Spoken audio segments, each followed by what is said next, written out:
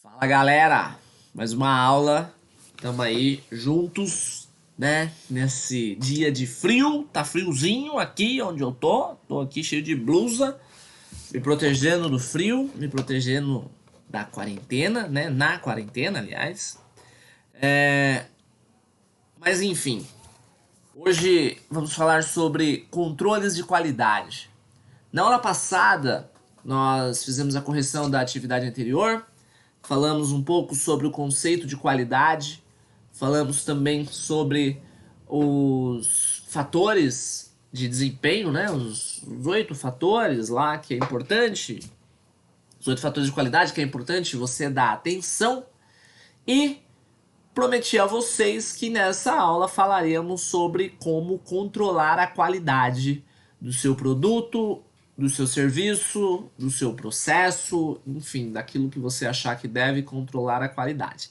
Para isso, pessoal, é importante que a gente conheça algumas ferramentas. E hoje eu quero mostrar para vocês a primeira delas, né? Então hoje vocês vão conhecer a primeira ferramenta. Depois, nas aulas seguintes, vocês vão conhecendo outras ferramentas e, evidentemente, farão exercícios, atividades sobre essas ferramentas, beleza? Então, vamos lá para dentro do PowerPoint agora para a gente poder começar a fazer o nosso trampo aí sobre controle de qualidade. Beleza, galera. Retornando aqui então, já dentro do nosso PowerPoint. Vamos falar sobre os controles de qualidade, ok?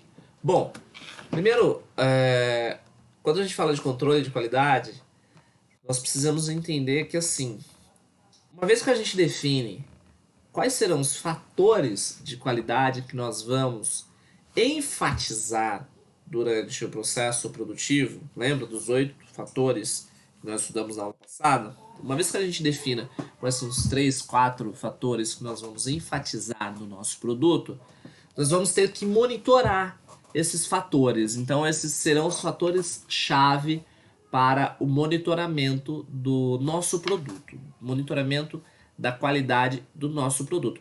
Professor, isso quer dizer que então os outros fatores eu não vou levar em consideração? Não, não quer dizer isso, tá?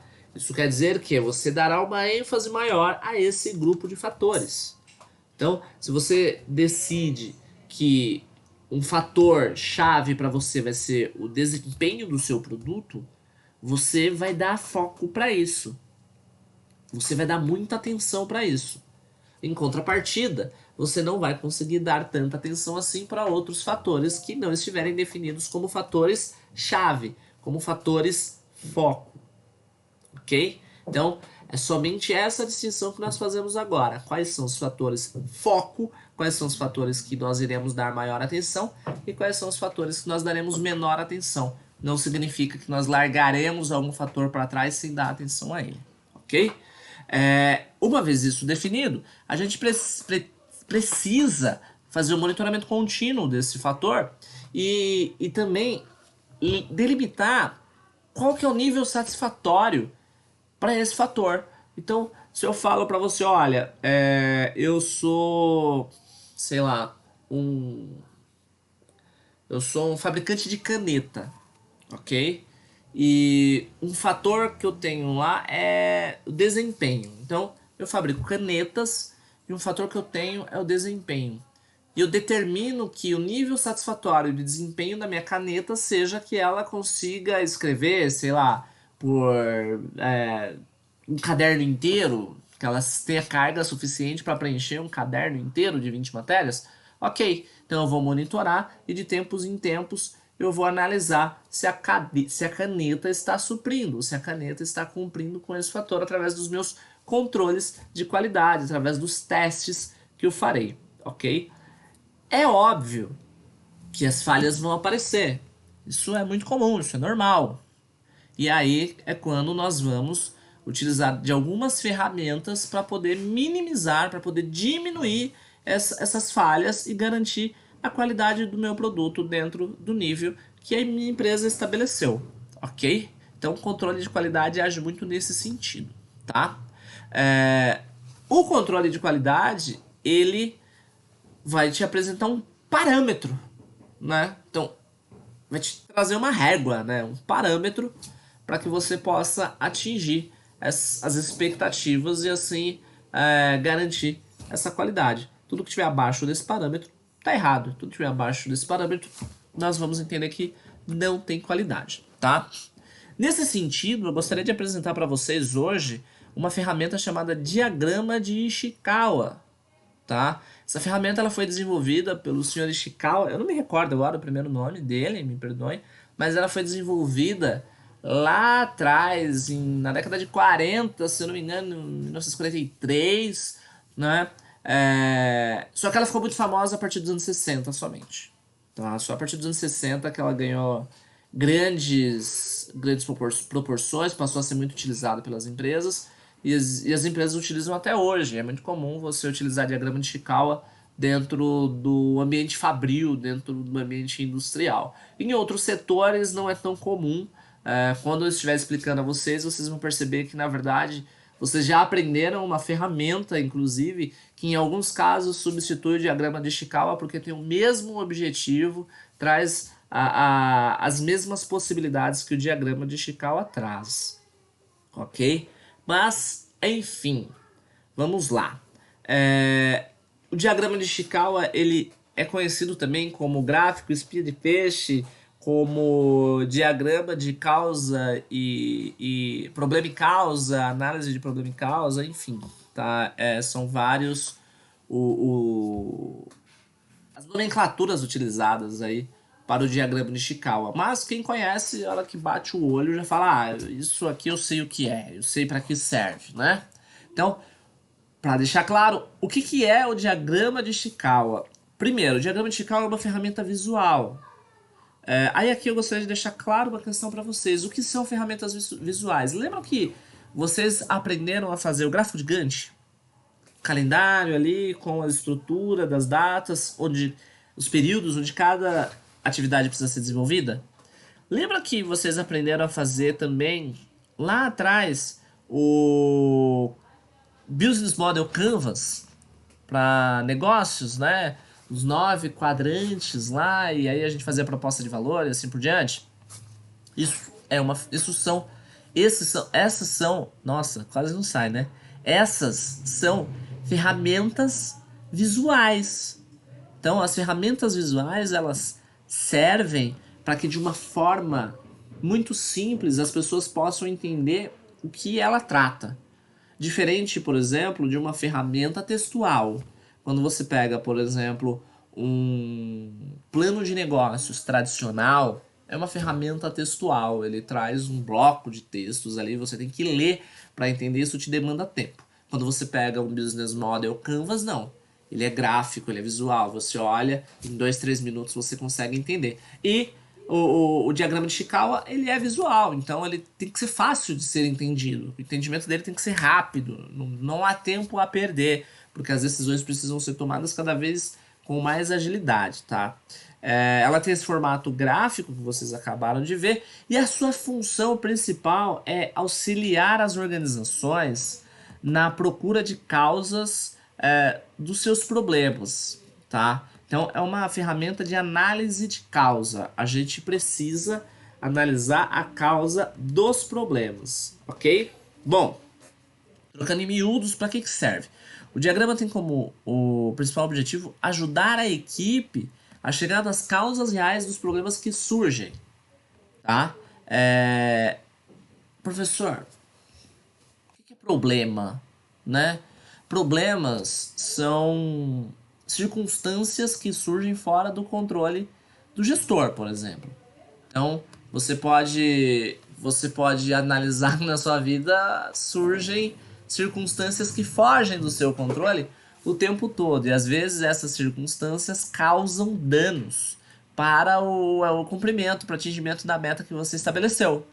Então, o Ishikawa serve para te auxiliar a entender o que é essa circunstância e qual é a causa dessa circunstância. Te ensina a analisar essa causa da circunstância para que você possa encontrar uma solução, ok? Nesse sentido, lembra muito uma ferramenta que a gente já conhece chamada árvore dos problemas. Vocês se recordam da árvore dos problemas? Onde você colocava o problema do tronco, você tinha a copa com os efeitos desse problema, e você tinha a raiz com as causas do problema. E aí você ia lá escolher uma causa para você poder atacar, e você resolvia aquela causa, e através da resolução da causa você resolvia um pouco do problema.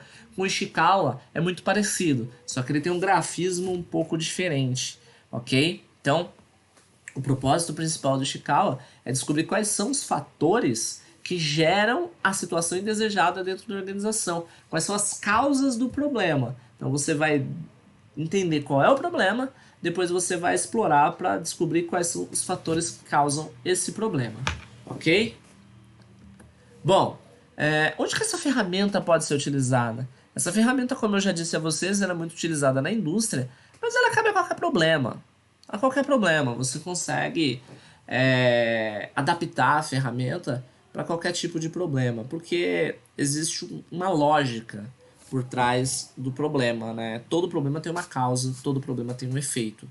Se o seu problema não tem um efeito, e geralmente esse efeito é indesejado, se ele não traz um efeito indesejado, logo ele não é um problema. Se ele não tem uma causa, logo ele não é um problema. Todo problema tem uma causa e todo problema tem um efeito. Se todo problema tem uma causa e tem um efeito, e o objetivo do Ishikawa é analisar as causas, então ele cabe a todo e qualquer problema, ok? A ideia da ferramenta ela é muito simples. A ideia é organizar o raciocínio da equipe. Porque é muito comum você encontrar, principalmente nas empresas pequenas, alguns problemas que a equipe não sabe, não tem clareza do que é o problema, muito menos de quais são as causas desse problema. Então, fica difícil de fazer a busca pela solução, porque a solução do problema, na verdade, ela parte da causa dele. Então, o Ishikawa serve para ajudar nesse sentido. A ferramenta vem para organizar o raciocínio, para organizar a cabeça da equipe, assim, de uma maneira coletiva, ok? Algumas vantagens dessa ferramenta, né? Eu sempre digo que a principal vantagem não está propriamente na ferramenta, mas no modelo mental. Porque quando você aprende a utilizar o Ishikawa e você leva isso para sua vida, você começa a perceber que se torna uma forma de você pensar. Então, todos os problemas que surgirem na sua frente, você aprende a parar de olhar para o problema e começa a olhar para a causa. Já te dá esse start assim, tipo, tá, o problema tá aqui, mas por quê? Por que esse problema existe? De onde que ele surgiu? Como que eu trato as causas desse problema? E aí você vai buscar a solução de uma maneira muito mais organizada, muito mais tranquila, né? Então, a grande vantagem da ferramenta é você conseguir introjetar esse modelo de pensamento, esse mindset, né? Como que eu busco a causa? Como que eu olho para a causa antes de olhar propriamente para o problema? Como que eu domino a causa, escolho como que eu vou atacar essa causa para solucionar o problema, ok? Eu vejo, por exemplo, muitas pessoas me falam assim, professor, eu tenho uma dificuldade gigantesca com matemática. Eu falo, nossa, eu também, sabia? Professor, mas quando o senhor explica tão simples, eu falo, não, mas calma, não é simples. Eu tenho problemas com matemática, eu tenho dificuldade com matemática. Mas eu entendi que eu tenho um problema com matemática. E aí eu comecei a analisar qual é a causa do meu problema com matemática. A causa é que, primeiro, eu sempre ouvi dizer que a matemática é difícil. Segundo, eu não tive o ensino de matemática de qualidade. E aqui eu digo ensino de qualidade como aquele que traz qualidade na metodologia, traz qualidade no conteúdo, traz qualidade na abordagem. Não tive. Vocês sabem muito bem. Eu também vim de escola pública e é bem complicado. E aí, eu entendendo a causa, poxa, então quais são as causas? Não tive ensino de qualidade, sempre me disseram que é difícil. Cara, então eu tenho que atacar essas causas. Primeiro, tem que deixar de ser difícil. Para deixar de ser difícil, eu preciso começar a entender. Para eu começar a entender, eu preciso encontrar alguém que me explique de uma forma mais fácil, que seja mais atraente para mim. E aí o que eu fiz? Comecei a buscar canais no YouTube, porque eu entendi que eu consigo aprender através do YouTube, onde algumas pessoas postam algumas dicas de matemática. Então, sempre que eu tenho algum problema com matemática, eu busco a solução no YouTube e, olha, na esmagadora maioria das vezes eu encontro uma solução que me atende e ali eu resolvo o problema. Isso eu faço meio que para todos os meus problemas. Sempre que eu tenho um problema, eu vou analisar a causa e a partir da causa eu ataco a causa e não ataco o problema. Porque a causa são fragmentos desse problema, tá? Tá aqui, ó, o segredo, tá? A ferramenta, agora falando em si da ferramenta, ela traz uma melhor visibilidade dos problemas a serem enfrentados. Como eu disse a vocês, é muito comum que nas empresas pequenas as pessoas não saibam nem identificar propriamente qual é o problema. As pessoas não conseguem falar com clareza qual é o problema. E isso faz com que elas não consigam atacar o problema. Isso gera um outro problema, né? Porque se eu não sei qual é o problema, eu não consigo atacar o problema, eu não resolvo nunca esse problema. Então, o Ishikawa deixa claro qual é o problema, né? Também ele deixa claro a identificação de possíveis causas, de uma forma ágil e assertiva. Então você consegue enxergar rapidamente quais são as causas desse problema. Uma outra coisa que ele permite também é que você possa fazer a hierarquização e a priorização das causas que você encontrou. Porque dessa forma você fala, bom, eu tenho 5 causas, mas qual que é a causa que eu tenho que atacar agora? Qual que é a causa que eu tenho que atacar amanhã? Qual que é a causa que eu tenho que atacar daqui uma semana? Qual é a causa que eu nunca vou atacar?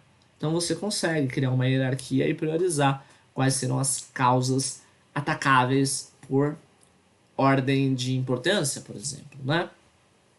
E você consegue fazer um registro visual para análises no futuro, sabe? Então, aquilo fica registrado, você documenta, né, o problema, e no futuro, quando o problema surgir novamente, você volta lá no antigo, olha, verifica o que tem de igual, o que tem de diferente, e rapidamente você pensa numa nova solução. Lembrando que problemas novos requerem novas soluções. Não tentem resolver novos problemas com soluções antigas. Não vai dar certo, tá? E ele também permite o aperfeiçoamento dos processos de melhoria contínua, né? Então, eu vou atacando as causas, vou trazendo melhorias, conforme eu trago melhorias, o problema vai sumindo e vão surgindo novos e a gente vai atacando as causas também e assim por diante. Isso é muito comum. Não pensem vocês que você vai resolver um problema e ele vai acabar e nunca mais você vai ter problemas e vai viver feliz para sempre, porque não é assim que as empresas funcionam, tá? Eu queria mostrar um exemplo aqui para vocês. Como vocês sabem, eu vou deixar até rodando o vídeo aqui. Como vocês sabem, eu falei para vocês na aula anterior, eu jogo videogame. Adoro jogar videogame. Videogame me ajuda bastante. E na semana passada eu eu comecei a jogar um jogo novo, né? Comecei a jogar um jogo novo chamado City Skyline, né? Que é um jogo muito bacaninha, que me ajudou muito assim, a desenvolver alguns raciocínios. Por quê? É um jogo que você monta uma cidade e você tem que enfrentar os desafios que um prefeito tem numa cidade.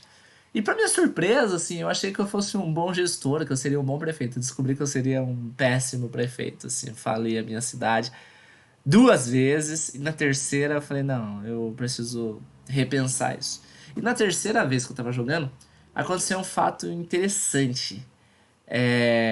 Eu tive uma contaminação da água da minha cidade.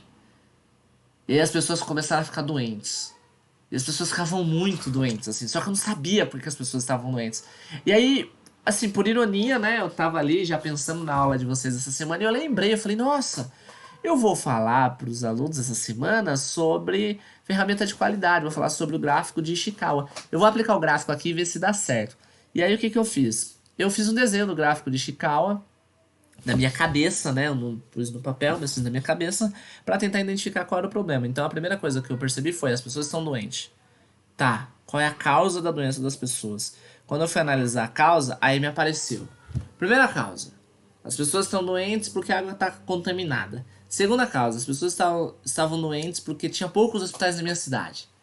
E aí elas não conseguiam vagas nos hospitais para serem tratadas. Eu falei, caramba, então eu tenho 2 causas aí para atacar. Então, vamos lá de novo. Qual que é a causa que eu preciso atacar, né? são duas causas graves. Então eu tinha que atacar as duas meio que ao mesmo tempo. Por quê? Eu podia construir mais hospitais, mas as pessoas continuariam ficando doentes. Porque elas estavam ficando doentes por causa da água. Eu poderia ir lá e tratar a água, mas as pessoas que já estavam doentes continuariam doentes, elas precisavam de hospitais. Então eu falei, vou ter que atacar as duas. E aí eu comecei a colocar na minha cidade ali estações de tratamento de água, né? Pra poder tratar da água. Mas eu não vencia, não dava conta. Eu falei, meu, o que que eu tô fazendo de errado? Porque a água continua contaminada, as pessoas continuam ficando doentes. Aí fui lá e fiz os hospitais, não adiantou nada. Cada vez mais pessoas estavam ficando doentes. E eu não dava conta de descontaminar a água. Aí eu falei, poxa, mas por que que a água está contaminada, né? Então, não, tem um problema, era que as pessoas estavam doentes. Eu cheguei numa causa que era a água contaminada, tentei tratar, não consegui. Tive que aprofundar mais. Então, por que que a água está contaminada? Nossa, é um novo problema. Tive que descobrir por que a água está contaminada. Aí eu descobri que a água estava contaminada porque eu tinha indústrias próximas do meu lençol freático que estavam fazendo descarte de resíduos ambientais tóxicos para o meio ambiente. Eu falei, poxa, então é isso. O meu problema, na verdade, não é que as pessoas estão doentes. O meu problema é que a indústria está colocando resíduo tóxico no meu lençol freático e a minha água está ficando contaminada. Como que eu resolvo isso, né? Aí, de novo, tive que aprofundar mais. Por que é que as empresas estão jogando resíduos? Porque eu não tinha nenhuma política ambiental contra isso. E porque também a minha taxa de imposto para as empresas que traziam resíduos tóxicos era baixa. Então as empresas queriam ir para minha cidade. Imagina, eu vou para uma cidade onde eu vou instalar minha indústria tóxica. Essa indústria vai pagar pouco imposto e não tem nenhuma lei ambiental que me impeça de fazer isso. Então minha cidade ficou lotada de indústrias desse tipo. O que eu tive que fazer? Primeiro, mudar a lei ambiental, criar uma política ambiental para acabar com essa farra, com essa festa de indústria poluente. Segundo passo que eu tive que fazer, eu tive que aumentar o imposto dessas empresas para que elas perdessem a aderência. E qual foi a minha surpresa? Não deu certo. As empresas continuavam ali jogando resíduos tóxicos. E aí o que eu tive que fazer? Criar um novo polo industrial, desativar o polo industrial antigo, e a partir da criação do meu novo polo industrial, eu proibi que essas empresas tóxicas entrassem no polo. E aí sim eu consegui resolver o problema da poluição.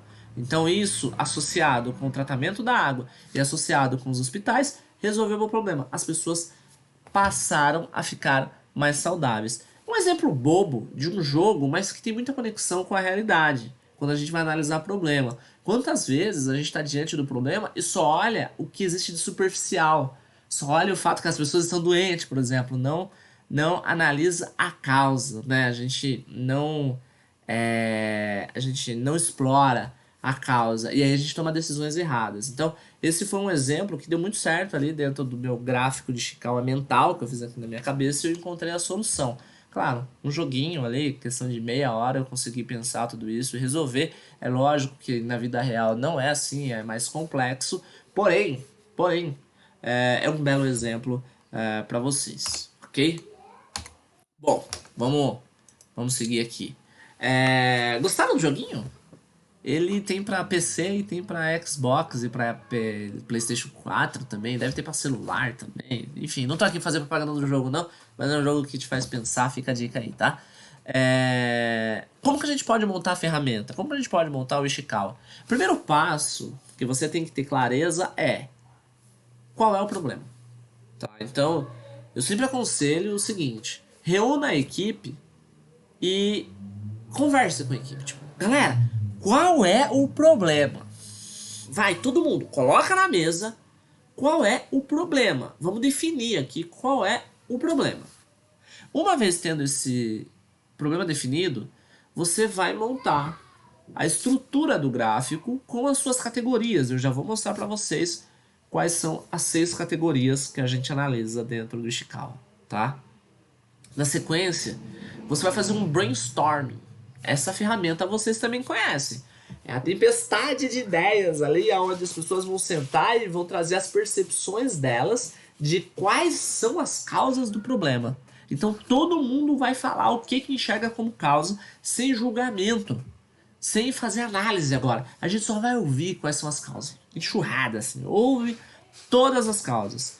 Uma vez tendo ouvido todas as causas, aí a gente vai fazer um filtro e identificar quais são as causas reais, né? Quais são as causas que têm base sólida, que têm argumento convincente para que a gente possa analisar essa causa, né? Que tenha registro, por exemplo, né?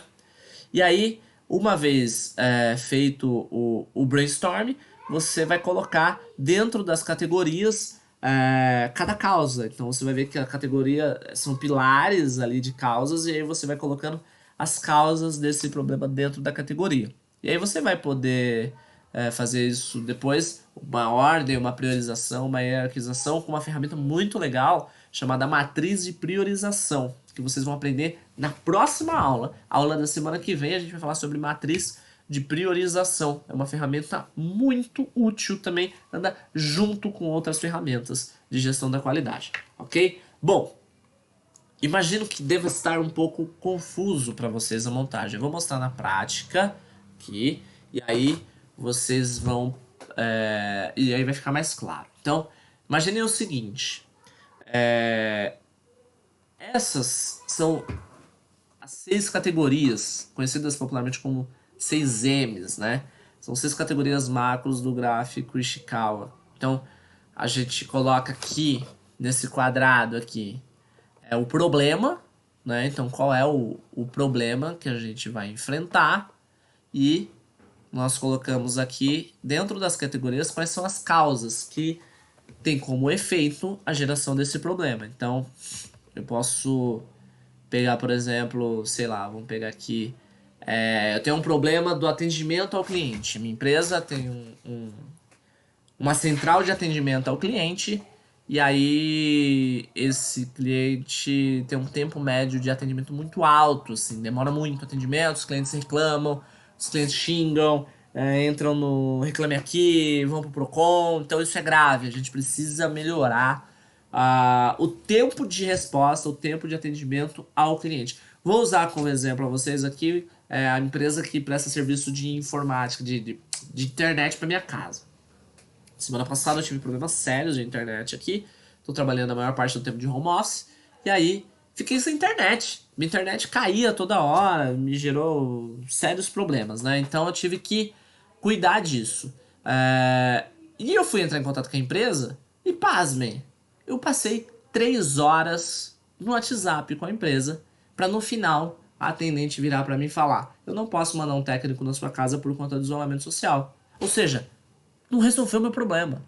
Eu tive que dar meus pulos aqui, com um pouco de noção que eu tenho de informática, para tentar resolver. Mas eu perdi a metade do meu dia útil, né, com a empresa, e o problema não foi resolvido. Será que eu vou continuar com o serviço dessa empresa? Sei. Até porque ela custa meio barato pelo que oferece. Mas não sei, não sei. Se eu tivesse outras opções, talvez eu mudasse rapidamente, tá?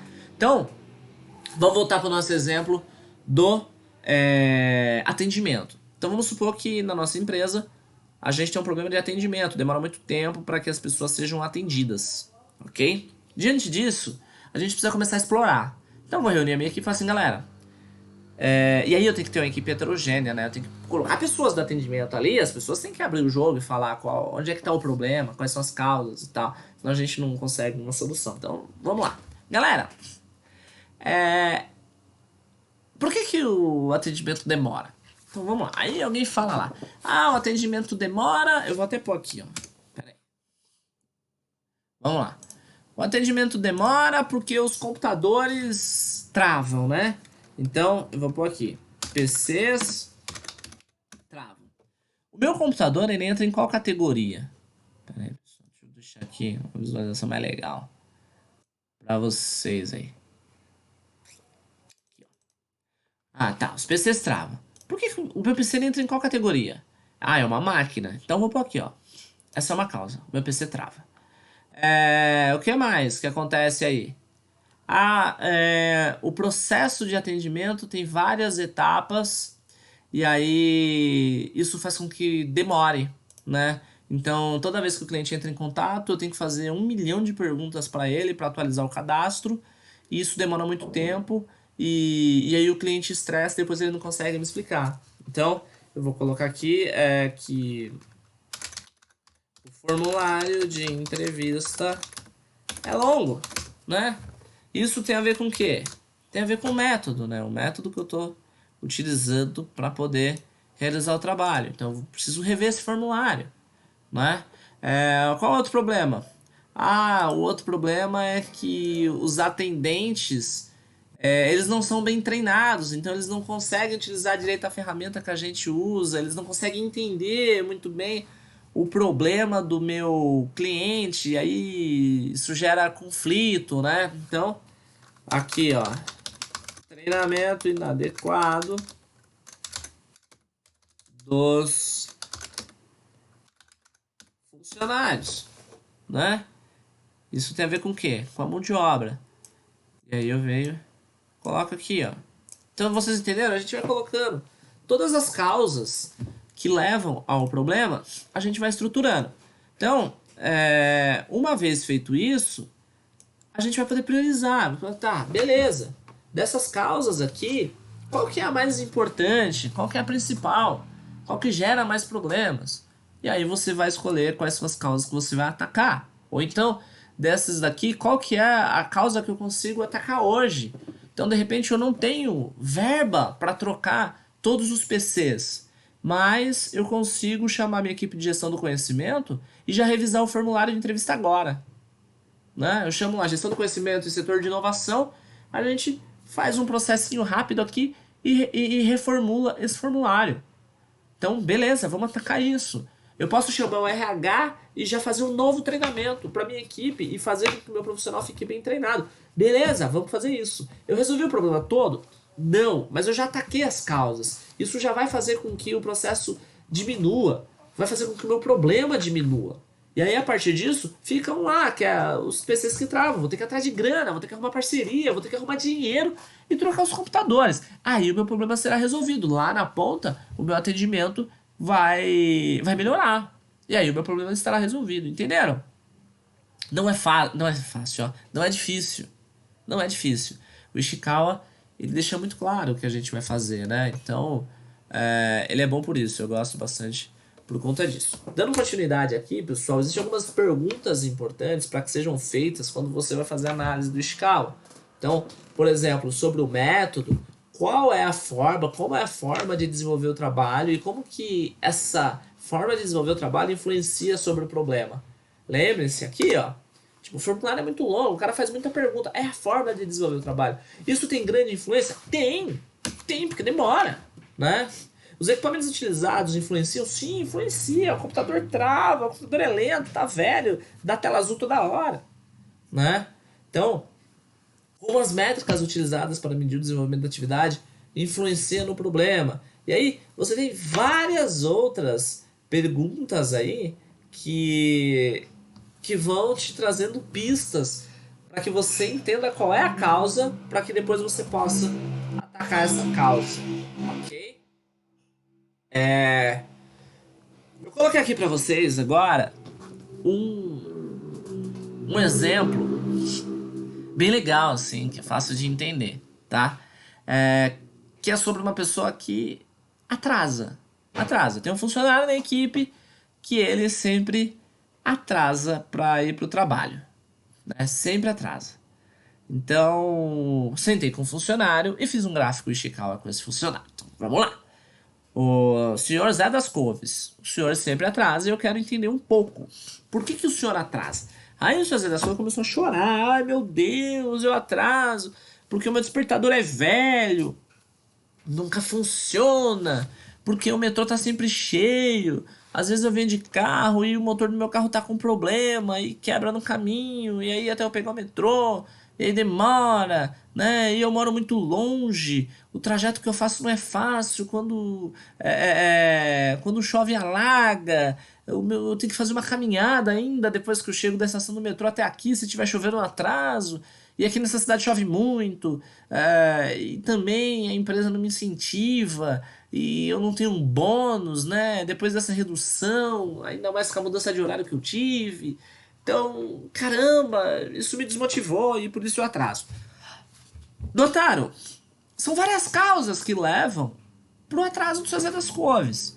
E o que eu fiz com o seu Zé das Couves? Eu vim aqui, fui ouvindo as causas e fui anotando cada uma delas e tal. E aí eu virei pra ele e falei, olha, seu Zé, vamos pensar? Pensa comigo. O senhor me falou que tem problema com o despertador. Compra um despertador novo. E aí você já começa a acordar mais cedo. Você me falou do metrô, realmente. O metrô é um problema, tá sempre cheio. Eu não posso mudar isso. Porque isso é importante, viu, pessoal? Às vezes nós temos causas que fogem do nosso controle, que a gente não pode mudar.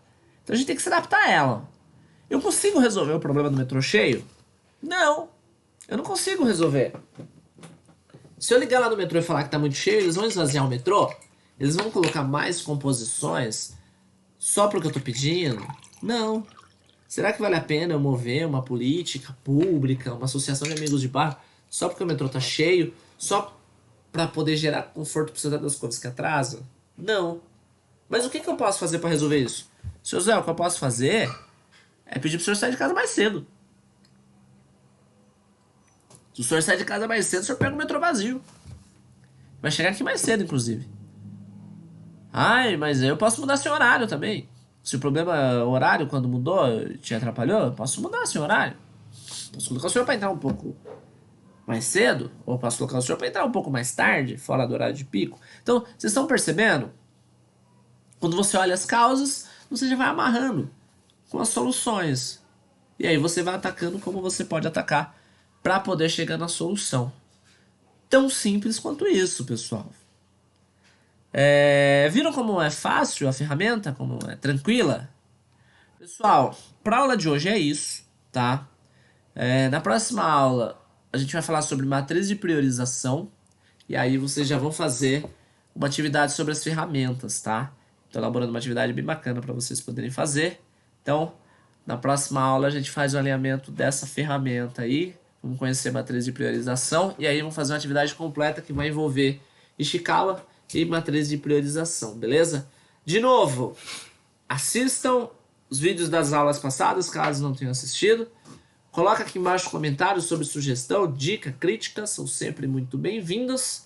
E até a próxima, beleza? Quem gostou, indica aí para um amigo. Quem não gostou, indica para o inimigo, né? Eu tinha um diretor de teatro que vivia falando isso. Quem gostou, indica para os amigos. Quem não gostou, indica para os inimigos. Mas indica, tá? Marca um camarada aí para ele poder ver o vídeo. De repente tem alguém no seu trabalho que precisa conhecer essa ferramenta. Marca um camarada aí, que talvez essa pessoa venha fazer o curso com a gente também. Beleza? Um abraço para todos vocês, se cuidem e até a próxima aula, galera. Tchau!